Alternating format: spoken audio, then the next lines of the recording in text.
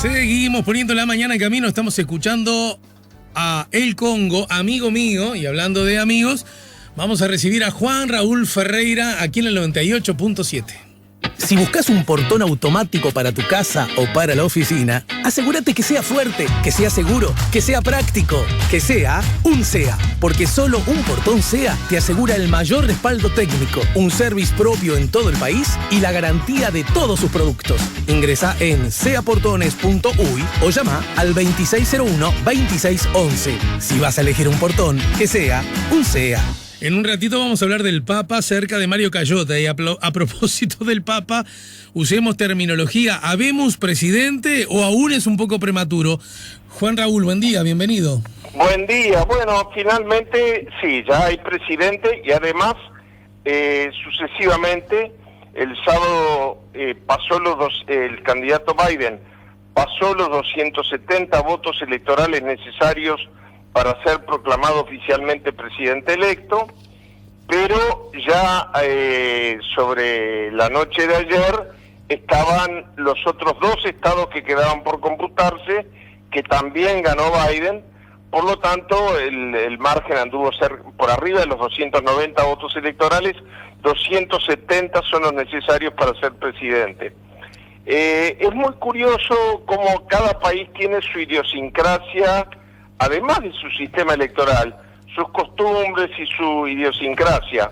En Estados Unidos no hay un órgano electoral que proclame formalmente y diga, bueno, a partir de este momento usted es el presidente electo. Eso surge simplemente del resultado de las urnas. No obstante lo cual, en el momento en que el candidato, uno de los dos candidatos, obtiene 270 votos electorales, el servicio secreto pasa a darle la misma custodia y la misma parafrenaria que al presidente que está en ejercicio.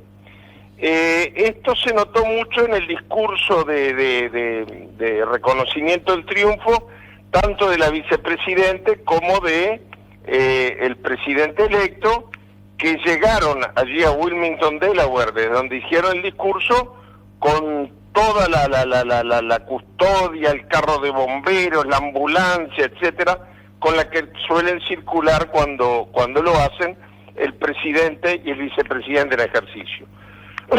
Las características especiales que ha tenido esta elección, bueno, hay varias cosas que se están dando curiosamente en esta elección por primera vez en la historia.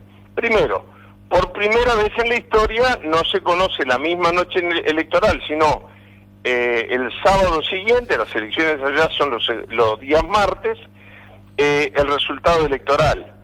Esto debido a que habían tres tipos de escrutinios distintos, fruto de la pandemia. Sin quitarle Juan querido, quitarle el carácter excepcional al que estás aludiendo, acá me tenés que corregir, estoy hablando a memoria. También creo recordar que la elección que le gana Bush a Al Gore fue una elección también en la que hubo que esperar un poquito por los votos de Florida, ¿no? Sí, porque ahí estaban en un empate técnico y desempataba un solo estado. Acá se daba la paradoja de que si en el estado de Pensilvania, que era el que venía más avanzado en el escrutinio, ganaba Trump, la incertidumbre seguía. Y en los otros tres estados tenía que ganar Biden para ser presidente electo. Pero si en el estado de Pensilvania, que son 20 votos electorales, ganaba Biden, en cambio ya quedaba ungido como presidente electo. Sí. Es decir, Pensilvania, que era el más avanzado, podía definir o no. Si era a favor de Biden, definía la elección. Si era a favor de Trump, todavía no. Pero sí es cierto que en Florida hubo una elección larga. Pero acá hubo una elección larga por otra razón, no por el cabeza a cabeza en el estado clave, sino porque habían tres tipos de escrutinio distintos. Los de los votos presenciales del día de la elección, los votos presenciales anteriores al día de la elección fruto de la pandemia, un sistema excepcional, y los votos epistolares, bueno, que son los que cuestionó el presidente Trump aunque la ley que regula la manera de llegada de los votos epistolares fue promulgada por el propio presidente Trump. Pero hasta el momento en que estamos hablando, Trump no ha asumido el resultado electoral todavía.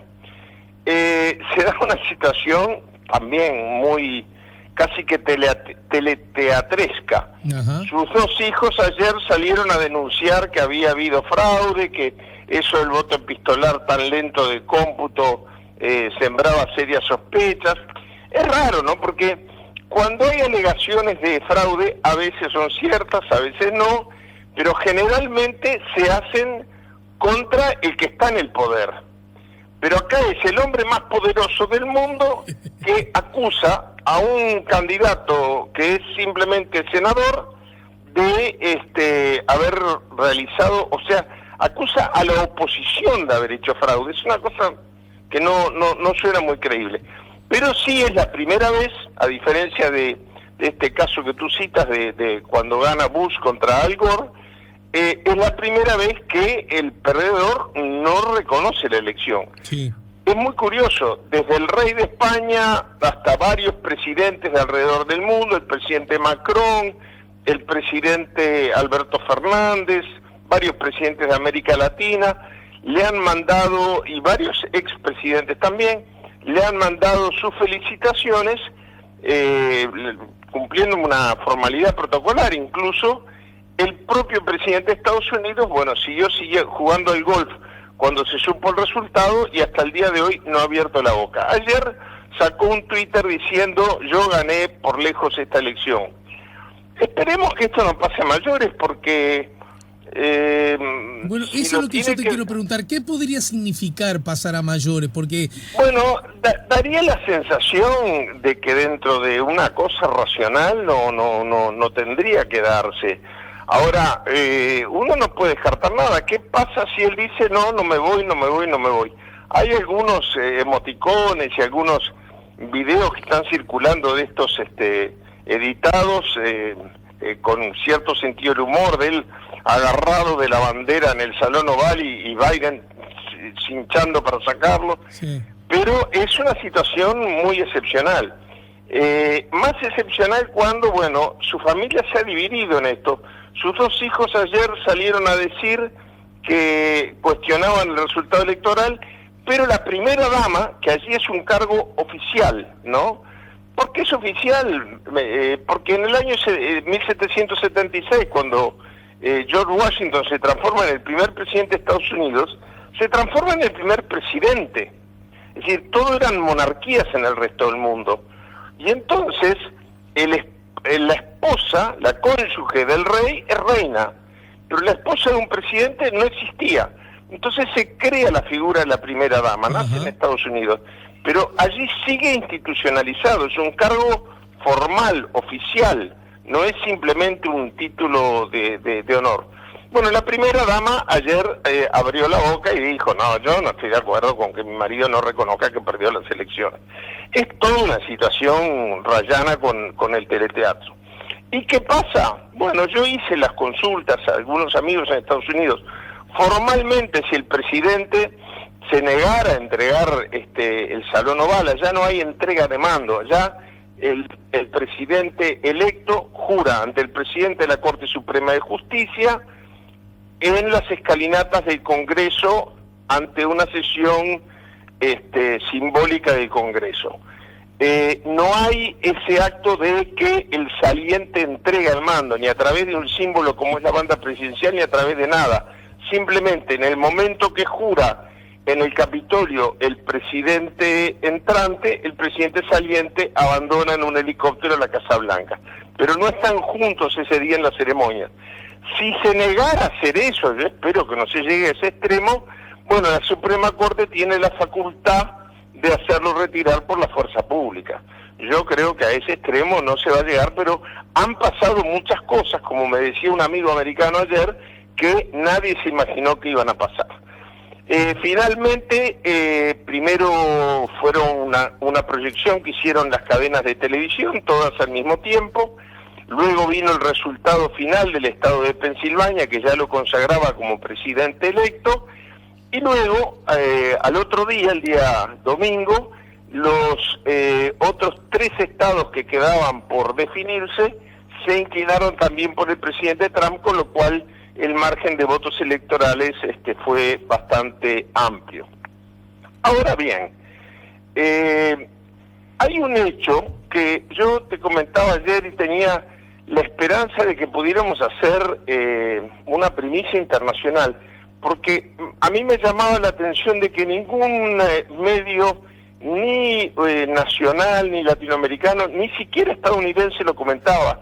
No porque no lo supieran en Estados Unidos, sino porque la gran noticia era el triunfo la definición de la carrera presidencial. Pero no deja de ser importante. Hoy de mañana lo anunció la CNN en inglés. Yo quería, como te dije ayer, dar la primicia internacional. Pero es un tema muy interesante. Además de elegirse presidente en Estados Unidos, como hemos explicado varias veces, en cada elección se elige el 100% de la Cámara de Diputados y 1/3 del Senado. Cada estado tiene 2 senadores. Entonces, a los estados que le toca renovar un senador, le toca un senador. Nunca es los 2 senadores al mismo tiempo. Y acá se dio otra circunstancia por primera vez en la historia y por una coincidencia. A uno de los senadores del estado de Georgia le tocaba renovar su mandato y se presentó a la elección. Pero en Estados Unidos, cuando muere un senador, el gobernador designa interinamente a quien lo sucede hasta la elección siguiente, no hasta el final de su mandato, hasta la elección siguiente, y allí se elige con voto popular el senador a ser electo. Entonces, ¿qué ocurrió en el estado de Georgia? A uno de los 2 senadores se le vencía el mandato y tenía que presentarse a las urnas el martes de la semana pasada. El otro senador se murió. Ajá. Entonces, se dio por primera vez en la historia del estado de Georgia que los 2 senadores del estado se votaban el mismo año, en la misma elección.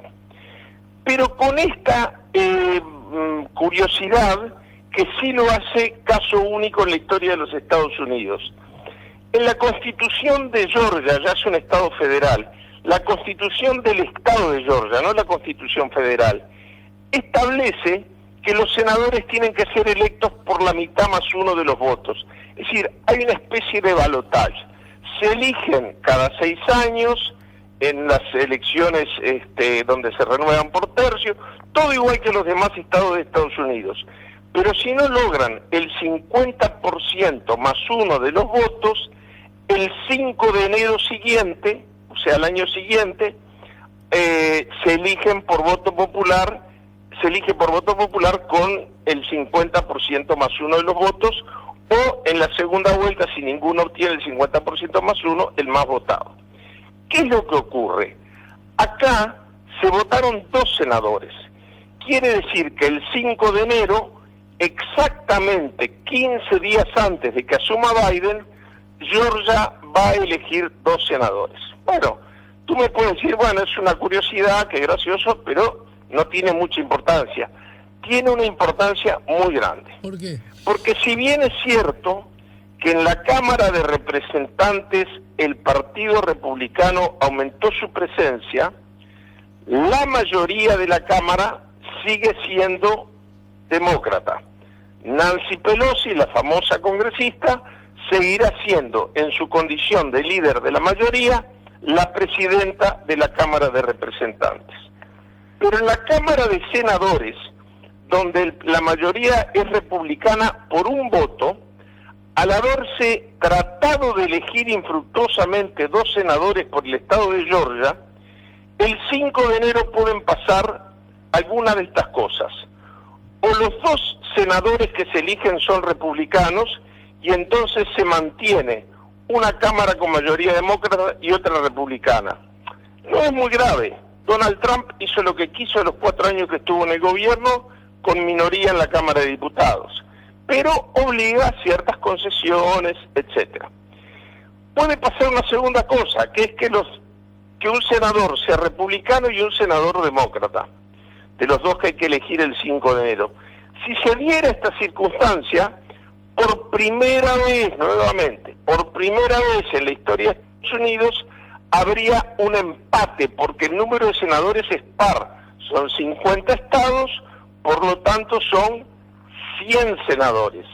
Podrían llegar a ser 50 demócratas y 50 republicanos. Bien, si los dos senadores que se eligen el 5 de enero en Georgia son demócratas, cambiaría el panorama político de Estados Unidos dramáticamente, porque esto haría que los demócratas controlarían las dos cámaras y que Joe Biden accedería al poder, no solamente desplazando al Partido Republicano de la Casa Blanca, sino del Capitolio. Es decir, terminaría siendo un presidente, caso que es muy inusual, no se da muy a menudo, que controle la mayoría de las dos cámaras.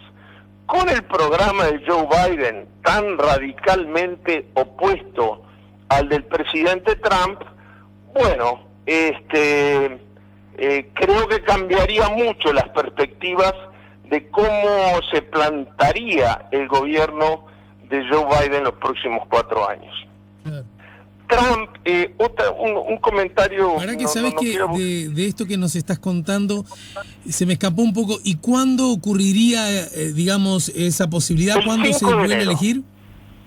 El 5 de enero, que es exactamente 2 semanas, el 20 de enero asume el presidente Biden, el presidente electo Biden. Quiere decir que sería exactamente 15 días antes de asumir que Biden va a saber si tiene un Senado empatado, un Senado con mayoría republicana o un Senado con su propia mayoría. 2 semanas antes de asumir el presidente. Entendido. Finalmente, la otra cosa que me parece importante resaltar es que ha habido una polarización, todos los académicos americanos lo destacan como una de las más fuertes en la historia de Estados Unidos. Ahora, esto mucha gente le hace preguntarse si no va a ser muy difícil la gobernabilidad. Bueno, de los 2 senadores de Georgia depende una parte de la historia, pero igual, no es solamente un tema de mayorías parlamentarias, es un tema de clima político. Estados Unidos ha vivido una confrontación interna muy grande y esto hace que parte del programa y de la propuesta y de la postura del presidente electo Biden sea la reconciliación, ¿no? Él hizo mucho en su campaña ese estilo de discurso. Cuando enfrentaba a sus seguidores, les decía, yo no voy a ser el presidente de ustedes, voy a ser el presidente de todos los americanos, aún de los que voten en contra mío. Eso era un mensaje muy fuerte después de 4 años de tanta confrontación. Ahora bien, esto también, desde mi punto de vista, hay que tener en cuenta que una cosa es el Partido Republicano y otra cosa es el presidente Donald Trump. Es decir, el estilo confrontacional y divisorio de la sociedad americana es más un ingrediente del propio Trump que de el Partido Republicano como tal. Por eso es que se dieron tantos casos, la diferencia entre la votación parlamentaria y la votación presidencial es muy elocuente, en que candidatos a diputados o al Senado republicanos cruzaron sus votos con los votos de Biden. Biden sacó mucho más votos que el Partido Demócrata en las elecciones parlamentarias. Y finalmente una cosa que se sabe poco, pero que también demuestra la fortaleza de la personalidad del candidato que resultó electo. Mucha gente se pregunta legítimamente, ¿pero cómo? Él fue vicepresidente de Obama. Pero sin perjuicio de ello, Cuando Obama deja la presidencia, la candidata es Hillary Clinton, no es él. Hay que recordar un hecho que habla mucho del temple personal del candidato ganador, pero que explica por qué él esperó 4 años más para ser candidato. Unos meses antes de las elecciones primarias, en el año 2015, un hijo de Biden muere en un accidente de auto. Otro había muerto ya en combate en una guerra. Su primera esposa había muerto de leucemia y una hija suya también de la misma enfermedad. Un hombre muy castigado en su vida personal, lo que también forma parte de su personalidad. Ha tenido que superar tragedias personales muy fuertemente. Pero él no fue candidato cuando deja la vicepresidencia, no porque no quería, no porque no tenía fuerzas, no porque no contaba con apoyos, sino porque dio un paso al costado porque estaba atravesando una situación personal muy penosa. Digo esto porque mucha gente a mí mismo me lo ha preguntado muchas personas, ¿por qué no fue candidato en su momento? Y finalmente, Alejandro, a mí me gustaría comentarte lo siguiente porque, por 2 cosas. Una involucra un amigo en común. A mí me llamó mucho la atención viendo las cadenas norteamericanas, me llamó muchísimo la atención. Pero además me lo dijo en términos que te quiero contar nuestro común amigo Joe Eldridge, que vive en Washington D.C., que fue, mi jefe cuando vivía en Estados Unidos, a quien tú conociste acá en Montevideo. Lola estuvo con él en Washington cuando fue a cubrir una de las elecciones. Bueno, de hecho la elección que ganó Obama por primera vez, ¿no? Exactamente. Bueno, lo cierto es que yo lo vi y me llamó la atención. Yo estuve en muchas elecciones en Estados Unidos. Es más, antes de vivir en Estados Unidos, en 1972, a mí me invitaron como observador de las elecciones de McGovern contra Nixon. Y la verdad es que no es común el festejo popular callejero en Estados Unidos. En los hoteles donde están los cuarteles generales en cada estado de cada uno de los 2 partidos, se hace una fiesta, una celebración en el que es el estado natal del candidato, se hace el discurso oficial, pero no hay manifestaciones callejeras. A mí me llamó la atención, por ejemplo, mostraba en Washington, la ciudad donde yo viví, yo la conozco. Toda la avenida Pensilvania era un mar humano de gente.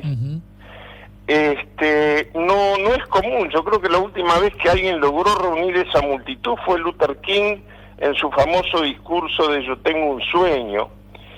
Luego, hablando pocas horas o minutos quizás más tarde con nuestro común amigo Joe Eldridge, voy a contarte tal cual la conversación porque me parece muy elocuente.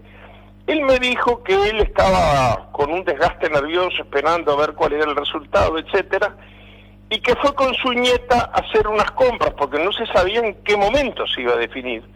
Fue con su nieta a hacer unas compras en el barrio de Mount Pleasant, el barrio latino, a un almacén, me citó hasta el almacén, que yo lo recuerdo, y dice que cuando venía cruzando la avenida, de golpe, a mí me hizo acordar a lo que vivimos nosotros acá el 15 de julio a las 5 de la tarde en la época de la dictadura.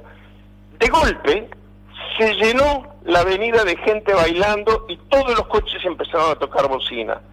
Y me cuenta que él tomó a la nieta en sus brazos y le dijo: mira bien lo que está ocurriendo, porque cuando seas más grande y lo comprendas, te vas a dar cuenta que tienes que recordar dónde estabas el día que ocurrió un acontecimiento histórico. Donald Trump logró un nivel de confrontación interno de la sociedad americana tan grande que yo creo que estas palabras que Eldridge le dice a su nieta son muy elocuentes. Los americanos van a recordar dentro de 5, 10, 15, 20 años dónde estaban y cómo se enteraban que Trump se iba de la Casa Blanca. Y esto es otra cosa, sin desmedro de todas las virtudes que pueda tener el candidato ganador. Creo que el elemento que la gente estaba esperando era que se fuera Donald Trump de la Casa Blanca, que terminaran estos 4 años de confrontación interna tan fuerte. Y termino con esto. Yo te decía que el Partido Republicano no es Donald Trump. Muchos académicos ayer explicaban cómo él logró, aún cuando obtuvo la mayoría, cambiar la base social histórica y tradicional del Partido Republicano, que era el empresariado, el establishment, por sectores pobres marginales. Acá en lenguaje peyorativo se diría el lumpen proletario, es decir, los sectores trabajadores sin conciencia social, con trabajos muchas veces provisorios, etcétera, los llamados redneck, que quiere decir nuca roja, que son los moteros, la gente que vive de ciudad en ciudad recorriéndola con sus motos. Es decir, logró un público totalmente distinto y mucho más fácil de ser captado hacia posiciones radicales y hacia lo que en la jerga política americana se conoce como la hate policy, la política del odio. Uh-huh. Bueno, esperemos que todo esto nos haga bien a todos. Quizás el gobierno uruguayo se jugó muy excesivamente. Hace poco estuvo el canciller uruguayo en Washington con Pompeo, cuando faltaba tan poquito para conocerse el resultado electoral. Quizás toda América Latina tenga que replantearse un poco la modalidad de relacionamiento con el gobierno de Estados Unidos, que tampoco hay que esperar demasiados cambios en la política exterior hacia esta parte del mundo, porque nunca los hay. Te dejo un abrazo bien grande, Juan Raúl, y nos reencontramos la semana próxima. Un abrazo grande, Alejandro. Muchas gracias. Juan Raúl Ferreira nos ayudó a poner la mañana en camino.